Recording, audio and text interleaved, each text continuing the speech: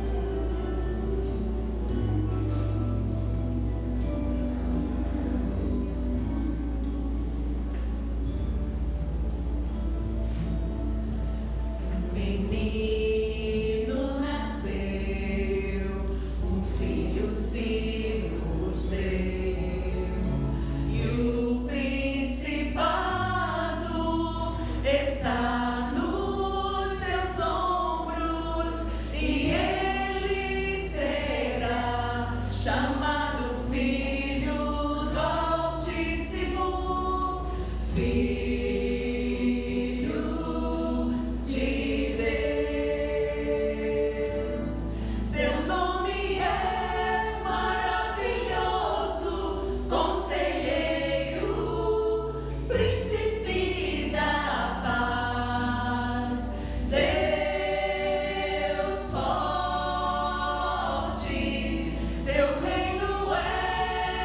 amor e paz e verdade.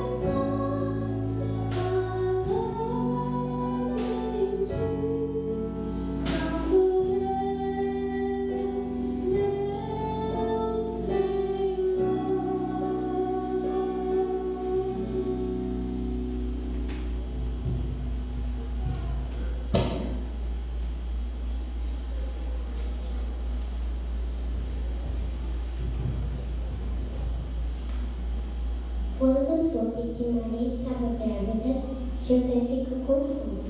Ele amava demais Maria. Não queria falar mal dela. Então, pensou em fugir secretamente. Mas quando ele estava dormindo, o anjo veio e disse para não ter medo. Para não ter medo. Como servo de Deus, não fugiu e se casou com Maria.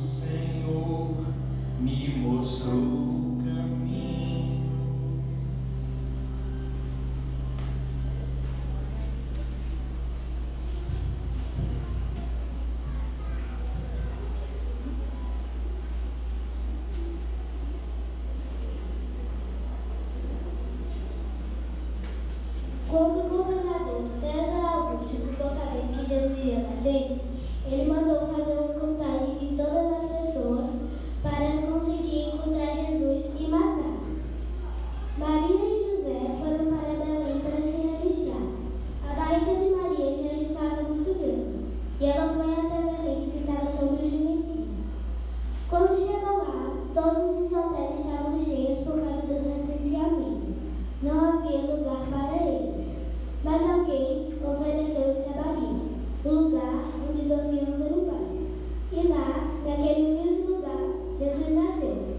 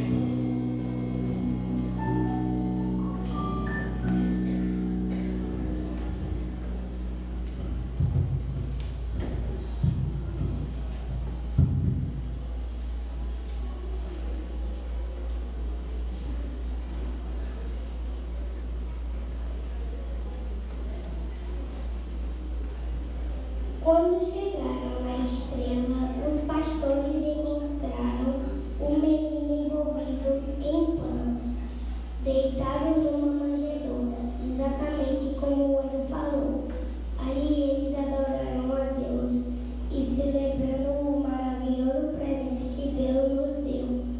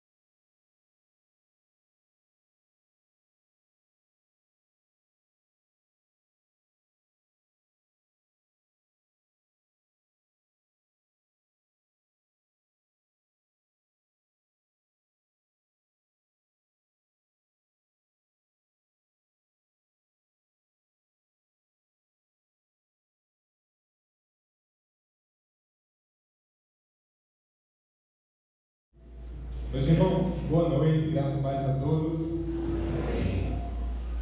Nome lindo é o nome de Jesus, não é isso? Glórias ao nome do Senhor. Eu quero meditar na palavra de Deus essa noite. Ele é o centro, a razão da nossa existência, o motivo da nossa alegria. Eu quero meditar com vocês em Hebreus capítulo 1. Vamos ler os 4 primeiros versículos desse livro.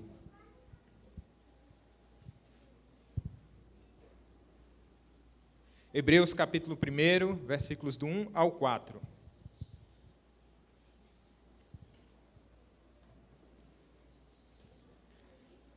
Vamos ler?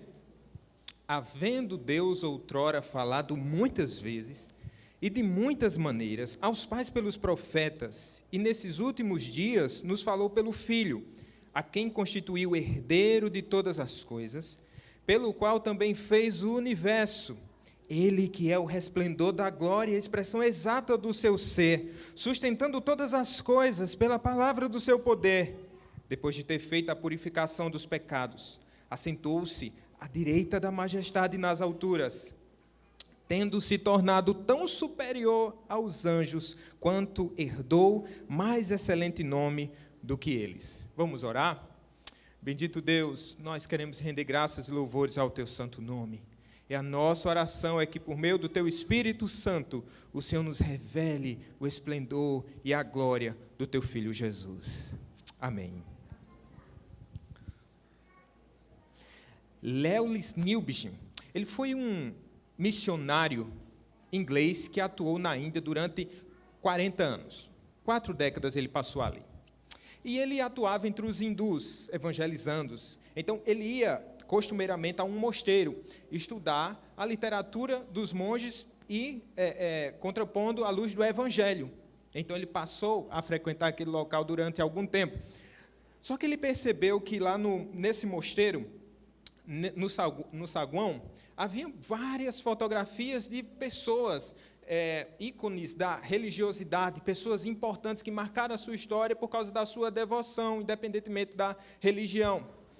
Lewis notou que, quando era no dia 25 de dezembro, os monges, eles, de certa forma, prestavam alguma reverência, alguma adoração a uma dessas fotos que estavam lá, a imagem de Jesus. E eles se debruçavam sobre Jesus e pesquisavam um pouco sobre ele, mas logo no dia 26, o que é que acontecia? Eles procuravam outra foto, outra gravura de algum outro ícone da religiosidade. Sabe, Lewis, ele não via aquele movimento como um acrescente do evangelho entre os hindus. Pelo contrário, ele percebia que aquela era uma tentativa dos hindus de agregarem uma cooptação de Jesus pela visão do mundo deles. Jesus se tornou somente uma figura num ciclo interminável de karma. Jesus foi domesticado ou convertido aos hindus. Sabe, será que na nossa época e no nosso tempo, no nosso mundo ocidental, Jesus também não tem sido certamente só uma gravura dentro do nosso quadro de religiosos, no qual, onde nessa noite, ou nesse dia, ou desde ontem, o Brasil e o mundo ocidental, de maneira geral, eles param e, de certa maneira, entendem que Cristo deve ser adorado, e param somente. O missionário que atuou entre os indianos, ele detectou que aquela era só uma amostra de como o nosso coração pode ser sincrético e como nós desejamos misturar Jesus a outras práticas religiosas. Sabe, a carta aos Hebreus é escrita para um povo que estava passando por uma espécie de miopia espiritual. Outrora eles viam Cristo, e os hebreus, os judeus que haviam se convertido ao cristianismo, eles viam Jesus como alguém singular. Só que com o passar do tempo, essa fé ela foi esmurecendo, obviamente por causa da perseguição vigente na época. Então muitos deixavam Jesus de lado e eles estavam sendo tentados a voltar às velhas práticas, à velha religião judaica. E aí o autor de Hebreus, movido pelo Espírito Santo, escreve àquela igreja justamente para mostrar aos hebreus, para mostrar àqueles judeus que haviam se convertido, que Jesus era o maior de todos, que Jesus continuava glorioso, que Jesus é o melhor, e é recorrente essa expressão no decorrer da carta aos hebreus: Jesus, ele é o melhor, Jesus, ele é maior, e esse é o tema também da nossa cantata. E Hebreus vai nos mostrar por que Jesus é maior, como Jesus, ele é o maior. Hebreus vai nos mostrar que Jesus, ele é o maior de todos os profetas. Veja que no começo do texto que eu li para vocês, assim: havendo Deus outrora falado. O que nos chama a atenção aqui, algo extraordinário, é o fato de Deus ter falado conosco.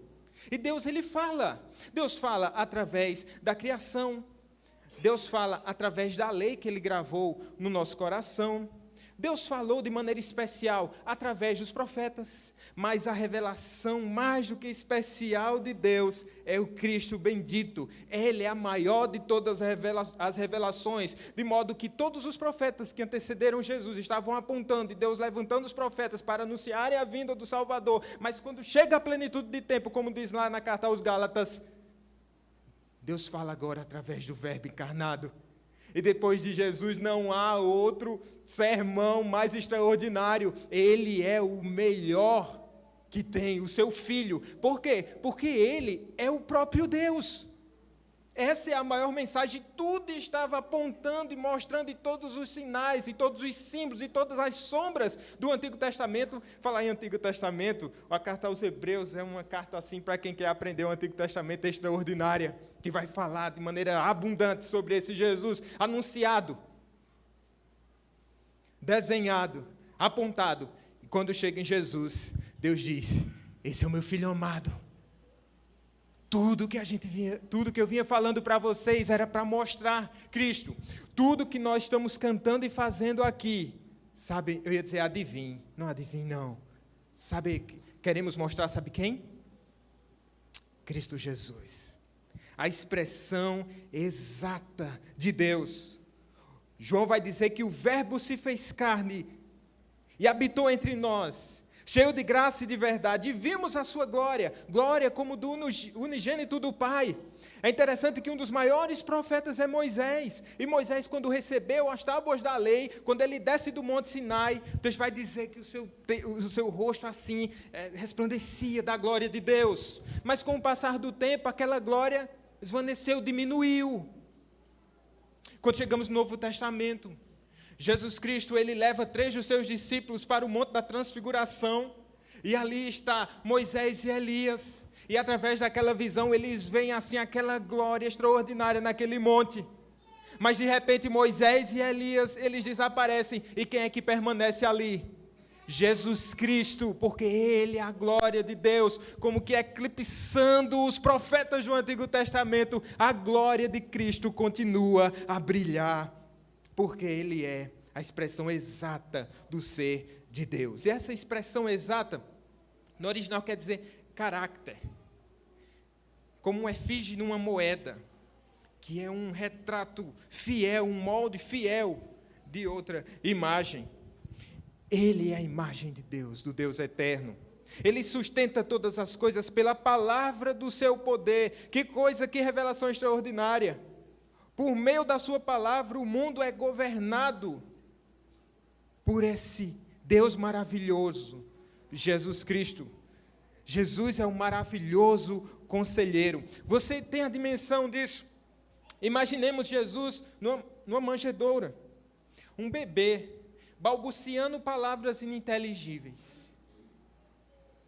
Agora imagine que esse bebê é o Deus eterno, que antes de haver qualquer coisa, ele diz, haja. E ele traz à existência o mundo, e o mundo dos mundos, e os bilhões de galáxias, e os trilhões de estrelas, através da palavra do seu poder. Agora imagine esse mesmo Cristo trazendo à existência a igreja. Ele disse, da mesma forma que disse, haja luz, ele disse, haja igreja, nasça igreja, e nós estamos aqui, porque o Verbo se encarnou, e ele é a palavra de Deus, e quando Deus fala, a vida. E se nessa noite você ouvir a palavra de Deus, do Deus encarnado, não endureça o seu coração, mas se prostre diante desse Deus vivo e poderoso, porque Ele é o maior de todos os profetas, Ele é a maior das profecias, Ele é o cumprimento das profecias. Quem é esse? Ele é o maior de todos, irmãos. Ele é o Cristo bendito, Ele é o Deus eterno.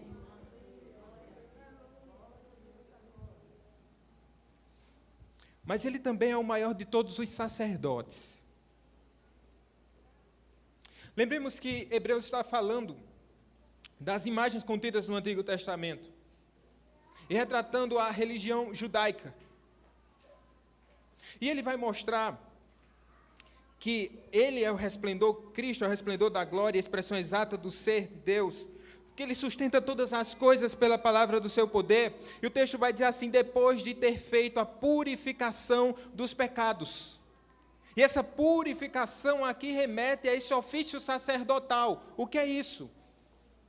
Por causa do pecado do homem, por causa do pecado de Adão e Eva, o nosso contato para com Deus agora está comprometido, de modo que os céus é de bronze, de modo que agora paira sobre o homem o castigo e a condenação eterna. E o que é que acontece? Agora Deus provê um meio para que os homens se aproximem dele pela fé. E o que é que acontecia? No templo, lá no Antigo Testamento, existia um sacrifício cruento, quando um cordeiro era levado ali, um cordeiro perfeito, sem manchas, e ali ele era sacrificado pelo sacerdote. E esse sacrifício, ele era contínuo, era um sacrifício incompleto também, e era um sacrifício imperfeito. E não podia parar de haver esse sacrifício, que era a forma de expiação do pecado, que apontava para o Cordeiro de Deus, que tira o pecado do mundo. Mas isso era algo recorrente, não podia parar. Mas Hebreus vai dizer que o sacrifício, que o autor de Hebreus vai dizer que o sacrifício de Jesus, do Cordeiro de Deus, foi um sacrifício tão perfeito, tão singular, que através desse Cordeiro de Deus, ele estava representando todos aqueles que se achegam a ele por fé. E agora, vocês sabem por que a igreja está bonita hoje? Vocês sabem por que há luzes hoje? Vocês sabem por que é um povo arrumado aqui, bonito, tirando o pastor?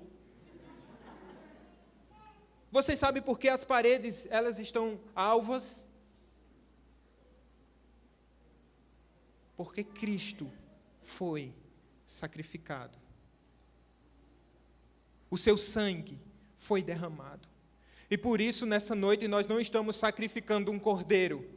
Nós estamos celebrando com luzes, com festa e com alegria o sacrifício precioso e perfeito do Cordeiro de Deus, que foi derramado na cruz por nós pecadores. E para nós hoje há o que, irmãos? A celebração, a festa, a alegria, a não somente essas roupas limpas, mas se em Cristo você está, as suas vestes estão mais alvas do que a neve.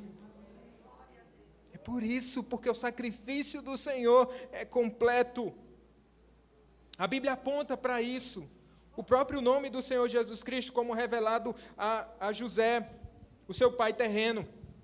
Cantamos sobre isso. O texto vai dizer: enquanto ponderava nessas coisas, eis que lhe apareceu em sonho um anjo do Senhor, dizendo sobre Maria: ela dará à luz um filho e lhe porás o nome de Jesus. Sabe por quê? Porque ele salvará o seu povo dos pecados deles. É o sacrifício perfeito. Jesus, ainda menino, foi apresentado no templo, e a grande ironia é que ele foi para cumprir toda a lei. Os pais deveriam pagar 5 ciclos, que remete a mais ou menos 12 gramas de ouro ou prata. Também Maria foi levada para se oferecer o sacrifício por ela. O sacrifício era um par de pombinhos, segundo Levítico 12. E em tudo isso, o rito da lei é cumprido através de Jesus e em Maria. O que é extraordinário nisso tudo é que aquele bebezinho recém-nascido, ele mesmo, que agora estava sendo o pago resgate por ele, para mostrar o incumprimento da lei, que Deus resgatou o seu povo, logo, logo, ele seria o próprio resgatador de muitos pelo seu precioso sangue. E aquele animal sacrificado, logo, logo, 30 e tantos anos depois, seria o próprio Jesus se entregando, porque ele é o sacrifício perfeito. Isso é algo glorioso. Se Cristo é o nosso sumo sacerdote, nós podemos ter certeza da redenção. Devemos confiar em seu sacrifício feito uma vez por todas para a nossa redenção. Devemos ver a sombra da cruz na manjedoura, porque Cristo é a nossa salvação, o nosso único e suficiente Salvador. Se Cristo é somente uma gravura dentro da sua sala, do seu panteão de ídolos do seu coração, você está perdido. Mas se Cristo for o seu Senhor e Salvador, se você crê que o seu sangue vertido na cruz foi para redimir um pobre pecador, e se você se enquadra nessa condição de pecador, você pode desfrutar de gloriosa redenção. Você pode confiar na salvação no Senhor Jesus Cristo. Porque Ele é o maior de todos os profetas, Ele é o maior de todos os sacerdotes, e o texto vai dizer que depois de haver feito o seu trabalho, Ele descansa, Ele se assenta. Vocês sabiam que no templo, no Antigo Testamento, não havia cadeira? De modo que o sacerdote devia estar sempre trabalhando ali, mas Jesus, Ele oferece o seu sacrifício e agora Ele está sentado à destra do Pai, na majestade, nas alturas. Por quê? Porque Ele pode descansar. Se Ele pode descansar, se você descansa no sacrifício dEle, por fé, a salvação para você. A salvação para nós. E na verdade nós só estamos sentados aqui, tirando o pregador, é porque Cristo já fez tudo. E o nosso trabalho hoje é descansar nele. E quando nos levantamos é para oferecer sacrifícios como oferta de adoração, ainda que imperfeito. Eu resisto e demoro a perceber imperfeição nesse coral. Mas deve haver alguma imperfeição se os anjos estiverem ouvindo, ele pode ver que alguém subtonou. Mas o nosso sacrifício, irmãos, é agradável. O sacrifício de vocês é agradável, irmãos, porque Cristo já pagou o preço. Isso é glorioso para nós. Ele é o maior de todos os profetas. Ele é o maior de todos os sacerdotes. Ele é o maior de todos os reis. O texto de Hebreus vai dizer, depois de ter feito a purificação dos pecados, ele se assentou à direita da majestade nas alturas, tendo se tornado tão superior aos anjos, quanto herdou mais excelente nome do que eles. O fato é que Jesus ele sempre foi rei, o rei anunciado também, o rei aguardado por Israel. A profecia de Isaías 9 vai nos dizer, porque um menino nos nasceu, um filho se nos deu, o governo está sobre os seus ombros. O seu nome será maravilhoso conselheiro, Deus forte, Pai da eternidade, príncipe da paz, para que se aumente o seu governo. Veja, ele já é governador do universo, mas para que se aumente o seu governo e venha paz sem fim sobre o trono de Davi, sobre o seu reino, para o estabelecer e o firmar mediante o juízo e a justiça, desde agora e para sempre. Essa é a profecia acerca do reinado do Messias, e ele vem quando na sua encarnação. O fato é que esse rei trocou seu palácio real por uma estrebaria. Posso ser sincero?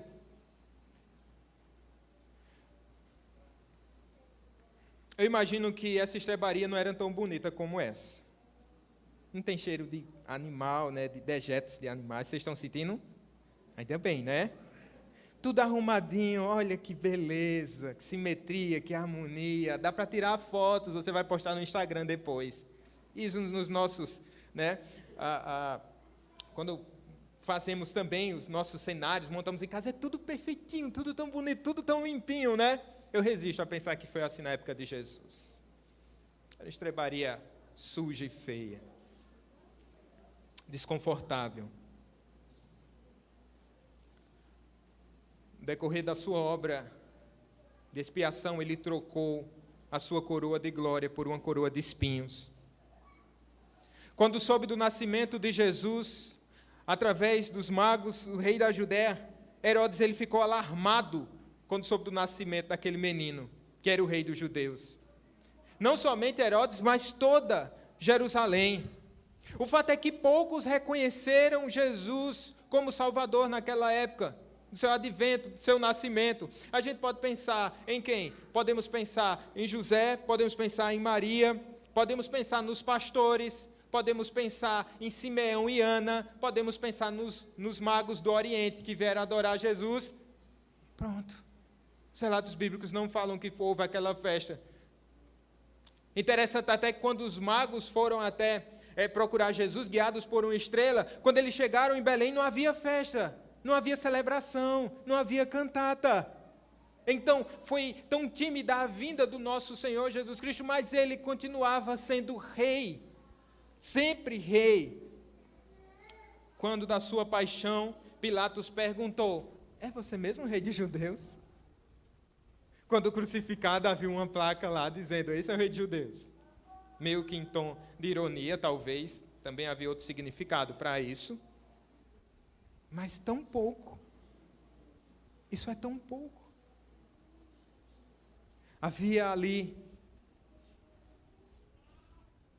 a mensagem, um tanto quanto ofuscada, do rei Jesus, porque os judeus, afinal de contas, esperavam que esse rei viesse com glamour, com uma glória visível,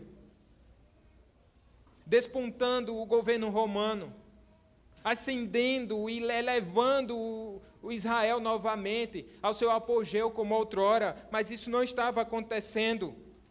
De fato, a sua majestade foi ofuscada na sua encarnação, foi desprezada na sua crucificação, mas elevada na consumação da sua obra. Hebreus vai dizer: tendo se tornado tão superior aos anjos quanto herdou mais excelente nome do que eles. E aqui ele vai começar a fazer um paralelo com os anjos. Ele vai dizer: Jesus é maior do que os profetas. Ele vai começar a usar essas figuras de comparação. Ele vai dizer: Jesus também é maior do que os anjos. Para os hebreus, eles tinham em grande estima, elevada estima, a questão dos anjos, por causa talvez do seu mistério. Até na nossa cultura hoje, por esse misticismo, esse mistério que envolve os anjos, né? As pessoas acabam meio que devotando algo, adoração a esses seres angelicais, mas eles são ministros de Deus. Ele apareceu lá a Zacarias, ele apareceu lá a José, e ele tem várias aparições dos anjos, anunciando, mostrando a glória do Deus que iria se encarnar, do Deus Emanuel, e até mesmo depois.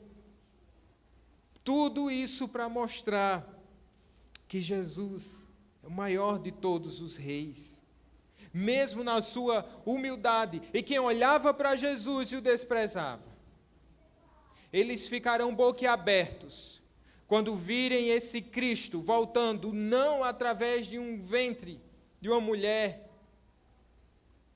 concebido pelo Espírito Santo, mas eis que vem sobre as nuvens com poder e glória. E aquela coroa de espinhos vai ser uma coroa de glória, porque ele está entronizado, ele está à direita, a majestade, o trono é dele, para todo sempre, a herança pertence a ele, porque ele é rei dos reis, está gravado na sua coxa, rei dos reis e senhor dos senhores, e por isso, irmãos, ele deve ser entronizado nos nossos corações. Precisamos aclamá-lo como rei, como Senhor, não somente no Natal.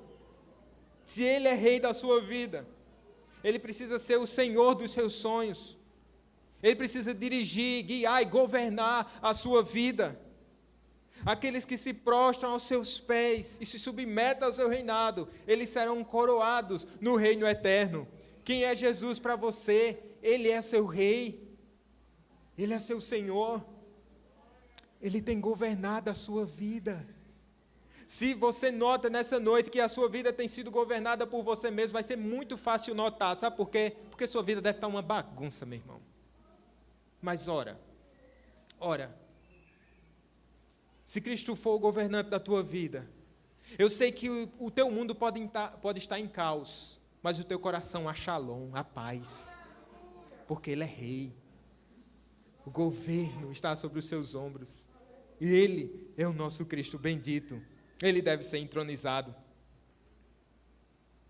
Você deve ter assistido ou lido alguma coisa sobre as Crônicas de Nárnia, escrita por C.S. Lewis. Numa dessas crônicas, ao encontrar-se com Aslan, um grande leão, né, que representa, tipifica Cristo dentro do escrito do Lewis, a pequena Lúcia, né, uma criança, do quarteto fantástico lá, que faz parte aí das crônicas do Lewis, ela aparece. Na verdade, Aslan aparece para ela, o leão, nessa terra imaginária de Nárnia. Lúcia, quando vê, lhe abraça, lhe beija, lhe pega pela juba, e seus olhos brilham porque ela está impressionada com o grande Aslan, com o grande leão. E ela diz assim: Aslan, como você está grande. Aí Aslan diz com sua voz imponente: é porque você está mais crescida, meu bem. Lúcia retruca: e você não? Aslan diz: eu não. Mas à medida que você for crescendo, eu parecerei maior aos seus olhos. Sabe por que Cristo tem sido tão pequeno? Porque temos diminuído em nossa gratidão, em nossa devoção, em nossa adoração. Cristo, ele permanece o mesmo para todos sempre. Ele não oscila, ele sempre foi grande, o Deus eterno, Deus transcendente, Deus imutável, Deus todo-poderoso. Ele vai continuar sendo o mesmo. Quer o reconheçamos como rei ou não, ele é Deus e para sempre será. Mas se Cristo, ele tem sido apenas uma gravura na sua parede, ele poderá crescer diante dos seus olhos, se você reconhecê-lo como a mensagem mais sublime vinda dos céus, como aquele que sacrificou pelos seus pecados, como o Rei do universo e Rei da sua vida. Se você crescer, Cristo vai crescendo, ele vai parecer maior aos seus olhos. E essa é a nossa oração, porque Jesus, ele é o maior de todos. Vamos orar. Querido, obrigado por essa celebração.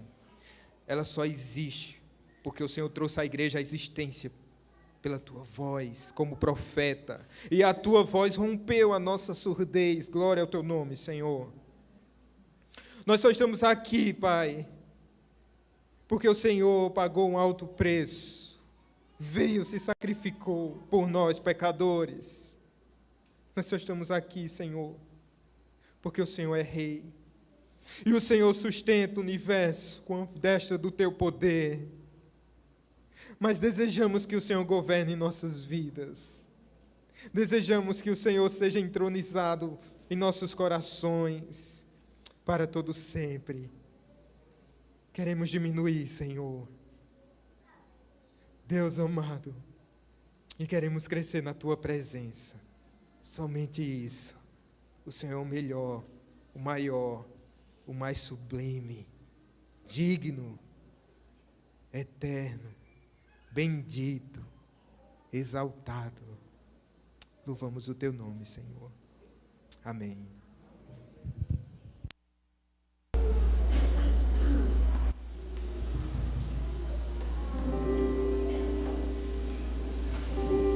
Irmãos, nós vamos cantar novamente a última música, Jesus o maior de todos. E eu acho que vocês já podem cantar com a gente também. Eu gostaria que vocês ficassem de pé e participem com a gente. Vamos confessar esse Jesus.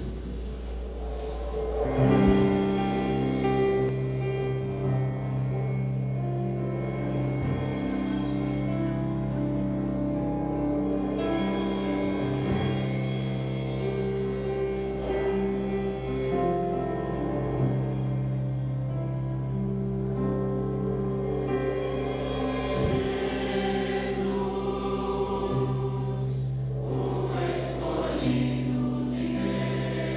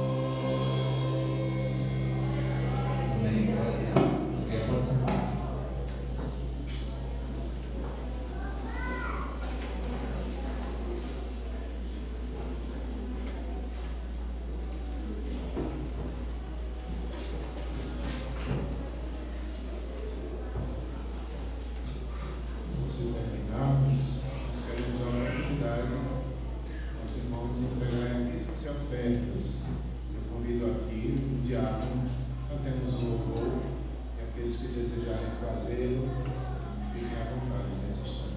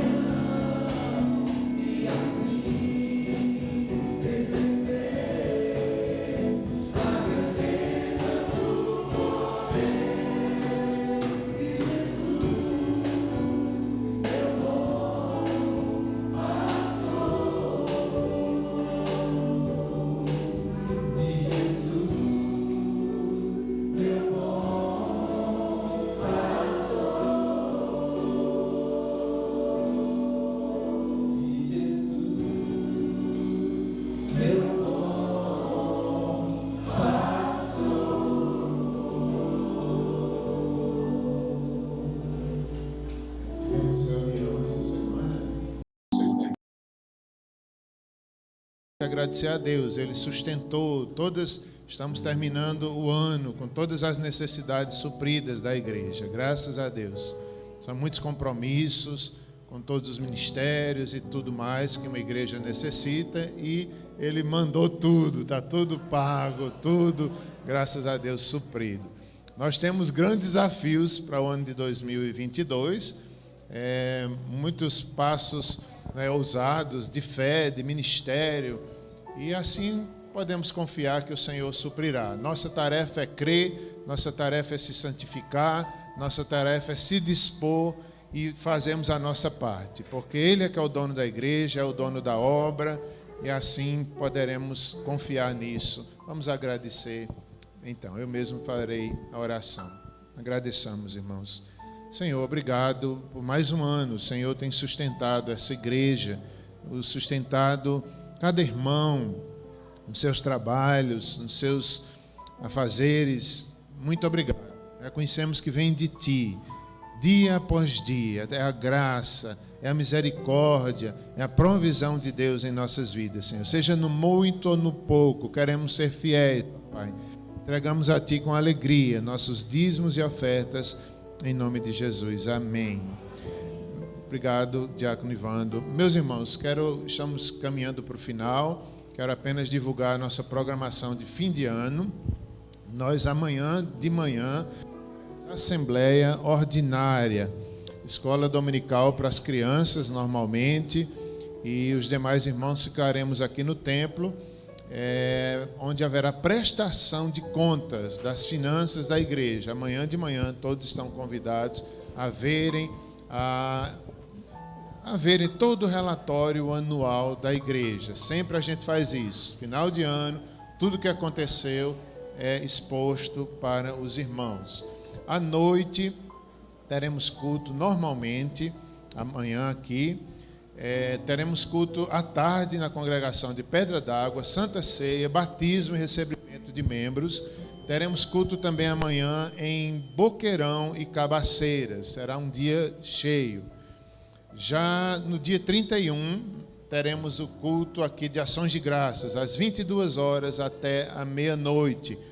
Todos estão convidados também, venham adorar, agradecer no último dia do ano. Deus abençoe a todos. Obrigado a todos que nos visitaram. Estou vendo aqui tanta gente, não dá para citar o nome de todos. Vários irmãos ali da Presbiteriana Central, familiares, amigos. Muito obrigado pela visita. Voltem sempre. Feliz Natal. Deus abençoe a todos. Como foi bom adorarmos a Deus.